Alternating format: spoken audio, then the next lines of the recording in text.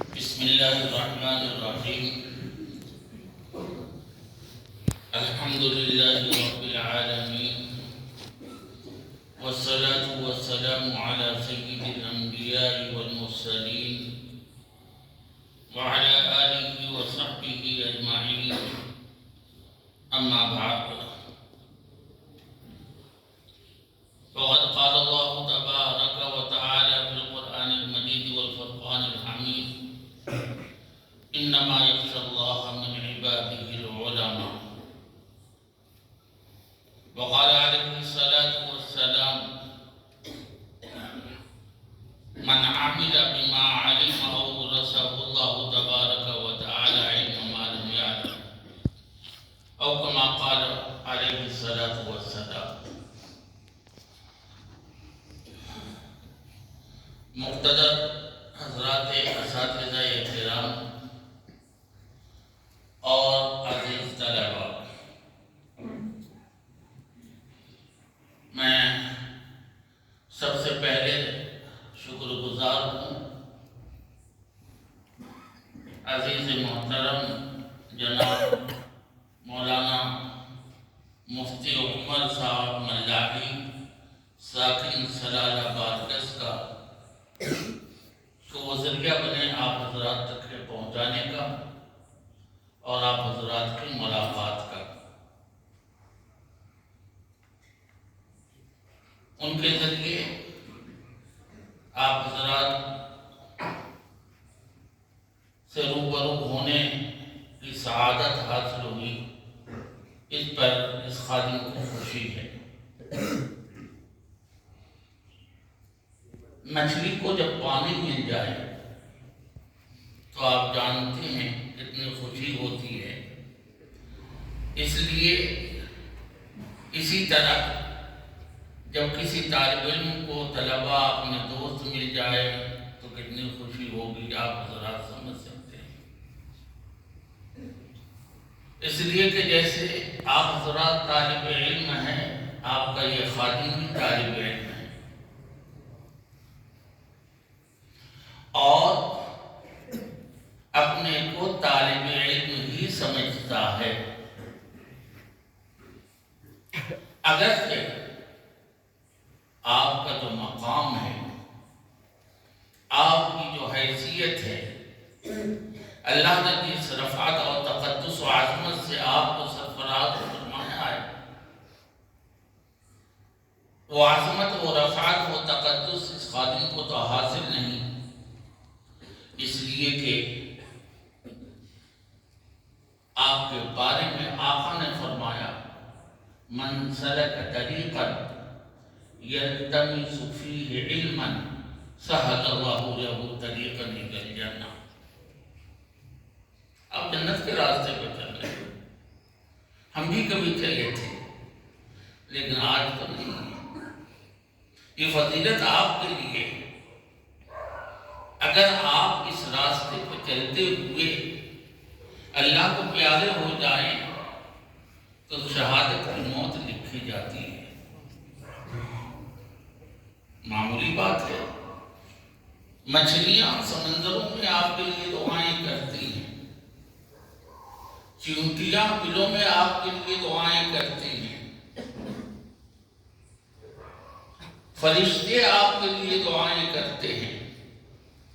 آپ کا ایک مقام ہے، آپ کی ایک حیثیت ہے جس کو ہم سمجھتے ہیں. کوئی سمجھے نہ سمجھے لیکن ہم سمجھتے ہیں. اور آپ کو بھی اپنی حیثیت، اپنا مقام سمجھنا چاہیے اور اپنی حیثیت اور اپنے مقام کے خلاف کوئی کام نہیں کرنا چاہیے. اللہ نے ایک مقام دیا ہے، ایک عظمت دی ہے آپ کو. اس عظمت کو ہر حال میں باقی رہنا. لیکن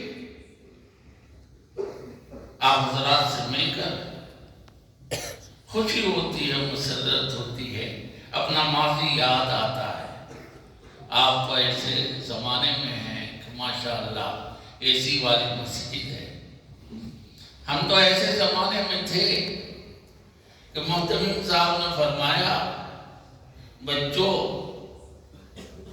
مسجد کی تعمیر کا ارادہ ہے اور بنیاد اس وقت کے سب سے ہندوستان کے سب سے بڑے بزرگ حضرت شیخ الحدیث مولانا زکریا صاحب رحمۃ اللہ علیہ رکھ چکے تھے، جو اس وقت مرکز خلائق تھے، جن کے پاس حضرت رائے پوری کے متعلقین بھی جاتے تھے، حضرت مولانا حسین احمد مدنی کے خلفاء تلامذہ بھی جاتے تھے، حضرت تھانوی علیہ الرحمہ کے خلفاء بھی جاتے تھے، سب وہاں پہنچتے تھے۔ ان آنکھوں نے ایک دو نہیں کئی سو پہنچے ہوئے اللہ والوں کو دیکھا ہے۔ یہ سعادت آپ کی اس فقیر کو حاصل ہے، اس لیے کہ حضرت شیخ رحمۃ اللہ علیہ کے یہاں 15 سال تک آنے جانے خدمت میں رہتے اور رمضان کے اعتکاف کی سعادت حاصل ہوئی۔ یہی نہیں بلکہ افریقہ سے، امریکہ سے، لندن سے، پوری دنیا میں جتنے صاحب نسبت تھے سب حضرت شیخ کی خدمت میں رمضان میں آتے تھے۔ سما تھا، ایک عجیب منظر تھا حضرت شیخ رحمۃ اللہ علیہ کے یہاں، ایک عجیب منظر تھا اور ایک عجیب سما تھا، جہاں سارے اولیاء پہنچا کرتے تھے اور سب نظر آتے تھے۔ ایک مرتبہ حضرت مولانا علی میاں صاحب رحمۃ اللہ علیہ تشریف لے گئے۔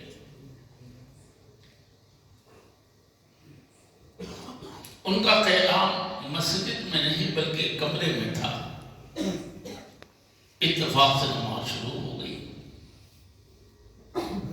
حضرت شیخ نے مڑ کر کے فرمایا علی میاں آئے؟ خادم نے کہا حضرت ابھی نہیں۔ ٹاٹا کس کے جانتے ہو تم علی میاں کون ہے؟ رک جاؤ، بیٹھو تو۔ سب بیٹھ گئے۔ خادم دوڑا ہوا گیا، حضرت سے کہا حضرت حمام میں تھے، معذور بھی تھے، اس وقت عمر بھی ہو گئی تھی تو تھوڑا دیر لگتی ہے عمر والوں کو۔ بہرحال خادم پہنچا کہ حضرت انتظار کر رہے۔ میں نے خود اپنی آنکھوں سے دیکھا کہ دوڑتے ہوئے بھاگتے ہوئے وہاں سے حضرت کی خدمت میں پہنچے۔ تب نماز شروع ہوئی 10 منٹ کے بعد۔ ایک مرتبہ رمضان میں حضرت مولانا ابرار الحق صاحب رحمۃ اللہ علیہ، جو ہمارے استاد محترم حضرت مفتی محمود حسن صاحب گنگوہی کے شاگرد بھی تھے، حضرت قاضی صدیق صاحب بانجوی اور حضرت مولانا ہردوئی، دونوں شاگرد تھے مفتی محمود صاحب، اور ان تینوں حضرات کا آپس میں بڑا تعلق تھا اور حضرت مفتی صاحب بھی بہت مانتے تھے۔ سال میں 1-2 مرتبہ بغیر دعوت کے وہاں ہردوئی اور ہتھوڑا باندھا تشریف لے جاتے تھے، اور یہ حضرات بھی حضرت سے ملنے کے لیے جاتے تھے۔ حضرت شیخ رحمۃ اللہ علیہ کے یہاں پہنچے اور پہنچ کر کے تراویح کی نماز پڑھی، تو چونکہ حضرت کے یہاں کی تراویح سہارنپور کے انداز میں ہوتی تھی، یعنی رفتار تیز ہوتی تھی، الفاظ صاف ستھرے ہوتے تھے، لیکن رفتار تیز ہوتی تھی، 3 پارہ سنا جاتا تھا۔ حضرت مولانا سلمان صاحب رحمۃ اللہ علیہ، جو سہارنپور مدرسہ فضائل العلوم کے ناظم بھی رہے ایک زمانے تک، جو مرحوم ہو چکے ہیں، وہی تراویح سناتے تھے، اس وقت نوجوان تھے۔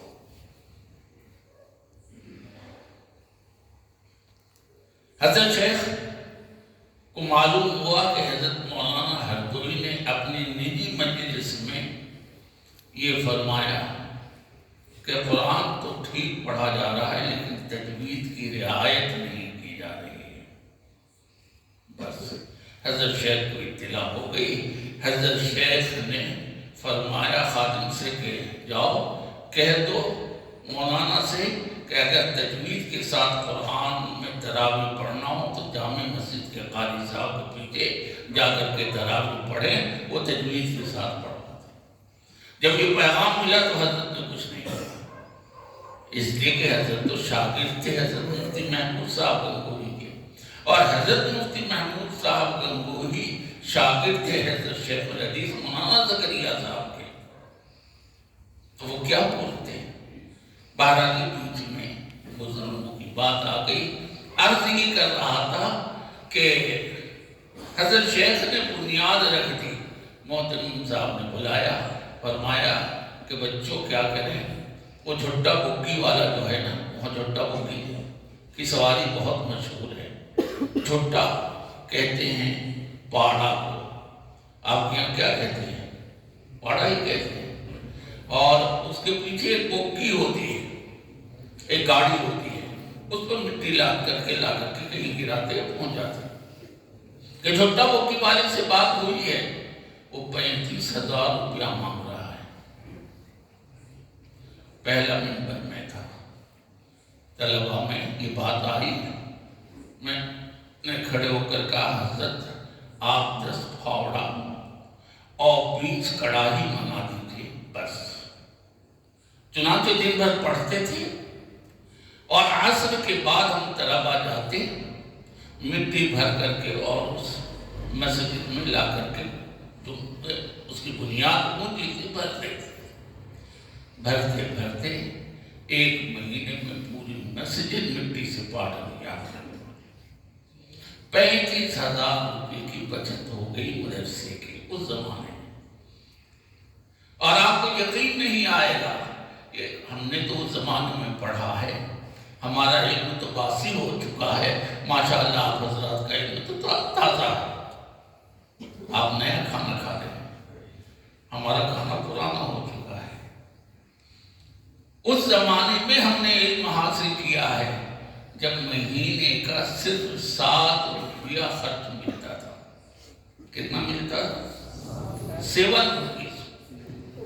آج تو آپ کے لیے 1,000 ناکافی ہے، لیکن اس وقت بھی ہم نے ان بچوں کو دیکھا جن کے گارجین اور سرپرست اور گھر والے 300 روپیہ منی آرڈر بھیجتے تھے، اور ہر مہینہ 300 روپیہ کے منی آرڈر کا آتا تھا، لیکن جب وہاں سے وہ نکلے تو خالی ہاتھ نکلے، اور جو 7 روپیے کے ساتھ تعلیم حاصل کر رہا تھا کہ ترس جاتا تھا، ٹھیلے پر اگر آم کے موسم میں آم نظر آیا، پیسے نہیں ہیں جیب میں کہ آم کھا سکے، کوئی پھل نظر آتا تھا، پیسے نہیں ہیں، اور اس علاقے میں جہاں ناشتہ نہیں مل رہا ہے ناشتے کا بھی انتظام کرنا ہے۔ لیکن یہ سمجھ میں میرے عزیز ضرور آیا، جس کی نصیحت آپ کو کروں گا ضرور۔ آپ کے اندر اس بات کی صلاحیت ہے کہ آپ 1,000 روپیہ مہینہ اپنی ذات پر خرچ کر سکتے ہیں، اور والدین میں اس کی صلاحیت ہے کہ وہ بھیج سکتے ہیں، اس کے باوجود طالب علم کے زمانے میں کم سے کم خرچ کیجیے، جتنا کم خرچ کر سکتے ہو کیجیے، اور جتنا مجاہدہ آپ برداشت کر سکتے ہو تحصیل علم کے لیے کیجیے۔ میں نے اپنی زندگی میں پایا کہ جن لوگوں نے بھی مجاہدے کے ساتھ علم حاصل کیا ہے اور طالب علم گزاری ہے، ان کو علم بھی زیادہ ملا ہے، بڑوں کا احترام بھی زیادہ ملا ہے، اور ان سے کام بھی اللہ نے زیادہ کیا ہے، اور جو تعلیشات کی نظر ہو گئے وہ گئے کام سے۔ 300 روپیہ مہینہ گھر والوں کی طرف سے وظیفہ آتا تھا، لیکن کچھ نہیں، جیسے آئے تھے خالی ہاتھ، اسی کے ضمن میں ایک بات یاد آ گئی، وہ بھی عرض کر دوں کہ مجسے کے صدقے اور زکوٰۃ سے ہم لوگ پلے ہوئے ہیں، اس سے ہم انکار نہیں کر سکتے۔ حضرت شیخ رحمۃ اللہ علیہ سے ایک صاحب نے، میرٹھ کے حاجی صاحب تھے، میرے سامنے کی بات ہے، آ کر کے کہا کہ حضرت میں اپنے بچے کو پڑھانا چاہتا ہوں، کہاں بھیجوں؟ تو اس وقت سہارنپور کے علاقے میں جو مدارس مشہور تھے، سب سے زیادہ مشہور مدرسہ اشرف العلوم گنگوہ تھا، جس کے ناظم حضرت قاری شریف صاحب رحمۃ اللہ علیہ تھے۔ اور تو حضرت شیخ نے فرمایا کہ اپنے لونڈے کو پڑھنے کے لیے، وہاں کی یہ زبان ہے، ابھی اپنے لونڈے کو پڑھنے کے لیے بھیجنا چاہتا ہے تو گنگوہ بھیج دے۔ گنگوہ بہت چوکھی پڑھائی ہو رہے ہیں، گنگوہ بہت، یہ وہاں کی زبان ہے، گنگوہ میں بہت چوکھی پڑھائی ہو رہے ہیں، یعنی بہت اچھی پڑھائی ہوتی ہے۔ دارالعلوم دیوبند مظاہر علوم کے اساتذہ اپنے طلباء کو، اپنے عزیزوں کو، اپنے رشتہ داروں کو، اپنے قریبوں اور اپنے مشیروں کو مشورہ ہونے کا دیتے تھے گنگوہ میں۔ اور گنگوہ میں صرف ایک استاد تھے جن کا ڈنکا بجتا تھا، میں نے خود دیکھا، پوری مقامات زبانی پڑھاتے تھے، پوری مقامات، عبارت سے لے کے ترجمے سے لے کے دل لغات تک کتاب لکھنے کی ضرورت نہیں۔ دارالعلوم دیوبند سے طلباء سلم اور مفتی سالانہ امتحان کے لیے حل کرانے ان کے پاس آتے تھے۔ سلم اور مفتی اور منطق اور فلسفہ تو چٹکیوں کا کام تھا۔ کوئی بھی کتاب، چاہے بہزادی ہو، چاہے شرح عقائد ہو، چاہے سراجی ہو، چاہے ہدایہ ہو، وہ کتاب کھول کے نہیں پڑھاتے تھے۔ بس ایک استاد تھے جس نے اس ادارے کو بانعروج تک پہنچایا، اور اس کی وجہ سے پورے علاقے کے بزرگوں کے ذہنوں میں یہ بات بیٹھ گئی کہ تعلیم تو ہوتی ہے گنگوہ اشرف العلوم میں۔ آگے دوسرا سوال عالی صاحب نے کیا کہ حضرت خوراکی دے کے پڑھانا، او بے کیا بول دیا؟ حضرت فرمایا، او بے کیا بول دیا؟ اپنے لونڈے کا دماغ آسمان کو پہنچانا چاہتا ہے، خوراکی وراکی کی بات مت کر، مدرسے کی زکوٰۃ صدقہ میں جو برکت ہے، جو نورانیت ہے، جو روحانیت ہے، وہ اس میں نہیں ہے۔ مدرسے کا کھلاؤ، اور کھلانے کے بعد مدرسے میں بطور چندے کے ₹1,00,000 تم دینا چاہو گے، لیکن تمہارے بچے کو یہ احساس ہو کہ میں صدقہ زکوٰۃ کا کھا رہا ہوں۔ جب یہ احساس ہوگا کہ میں اپنا کھا رہا ہوں، تو نہ استاد کی سنے گا، نہ ناظم کی سنے گا، نہ ناظم تعلیمات کی سنے گا، نہ صدر میں کیا جی میں اپنا کھاتا ہوں، انگوٹھا دکھائے گا منتظمین کو۔ یہ تجربے کی بات ہے۔ شیخ نے کہا مدرسے کا کھلاؤ، اور جب آپ مدرسے کا کھاتے ہیں تو میرے عزیزوں یہ نصیحت یاد رکھیے گا، آپ کے بدن میں مدرسے